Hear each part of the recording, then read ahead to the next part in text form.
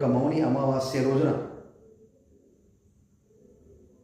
రాగి పాత్రలో పవిత్రమైన జలాన్ని పోసి అందులో ఎరుపు రంగు పుష్పములు, ఎరుపు రంగు కుంకుమ వేసి కొద్దిసేపు ఉంచి ఆ యొక్క జలాన్ని సూర్యునికి అర్ఘ్యం ఇవ్వాలి. అదేవిధంగా విష్ణువును ప్రార్థించాలి. మరి ఈ విధంగా చేయడం వలన పితృదోష నివారణ జరుగుతూ ఉంటుంది. పితృదోష నివారణ కోసం మౌని అమావాస్య రోజున ఈ విధంగా సూర్యునికి అర్ఘ్యం ఇవ్వండి. అదేవిధంగా జాతకములో గ్రహదోషం ఉన్నవాళ్ళు, గ్రహచార దోషాలు ఉన్నటువంటి వాళ్ళు,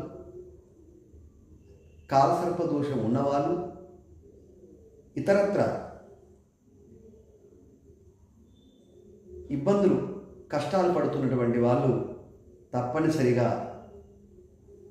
రావి చెట్టు వద్ద దీపం వెలిగించడం, రావి చెట్టుకు ప్రదక్షిణ చేయడం, సూర్యునికి అర్ఘ్యం ఇవ్వడం, ఆ యొక్క రాగి పాత్రలో జలాన్ని సూర్య భగవాను సమర్పించడం, విష్ణువును ఆరాధించడం, శివుణ్ణి అభిషేకం చేయడం వలన పితృదోషం నివారణ జరుగుతూ ఉంటుంది.